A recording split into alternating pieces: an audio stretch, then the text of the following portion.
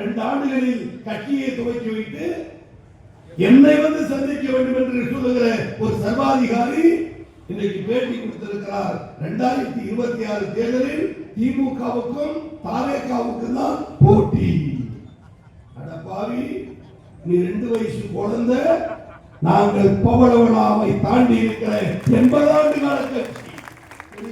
அண்ணா, கலைஞர், திமுக, கருப்பு சிவப்பு, உதயசூரியன் எங்களின் சொத்து. ஸ்கிரீன்ல வந்துட்டாருன்னா விசில் அடிப்பான், கரண்ட் போச்சு அறியோடு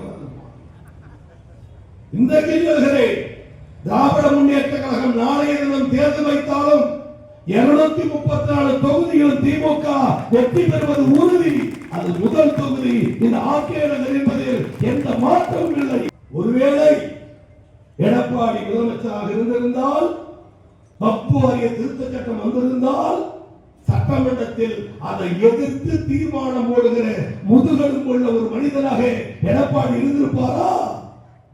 ஆனால் இன்றைக்கு இந்தியாவில் எந்த மாநிலத்திலும் போடவில்லை. முதலில் வக்ஃபு வாரிய திருத்த சட்டம் வந்த பொழுது 140 கோடி பேர் வாழுகிற இந்தியாவில் இது தவறு, கண்டிக்கிறேன், திரும்ப பெறு என்று அடுத்த 24 மணி நேரத்தில் எதிர்ப்பு குரல் எழுப்பிய ஒரே தலைவர் தமிழகத்தின் தலைவர் தளபதி மு.க. ஸ்டாலின். கலைஞரிடம் பெற்ற உறுதி. 2 தினங்களுக்கு முன்பு எடப்பாடி டெல்லி போனாராம். ஏன் போனார் என்று புரியவில்லை. ஓய்விட்டு சொல்லுகிறார், கூட்டணி பேச்சுவார்த்தை பேசவில்லை, நான் தமிழ்நாட்டு மக்களின் நலனுக்காக சென்றேன். உனக்கு என்ன தமிழ்நாட்டு மக்கள் மீது அவ்வளவு அக்கறை? உன்னுடைய சம்பந்தி ராமலிங்கம் ஈடி 700 கோடி பத்திரிகை வந்து செய், அதை சரி செய்ய ஓடினாய். கோளை உள்ள படைத்த எடப்பாடி சொல்லுகிறார், நாங்கள் கூட்டணி பேசவில்லை என்கிறாயே.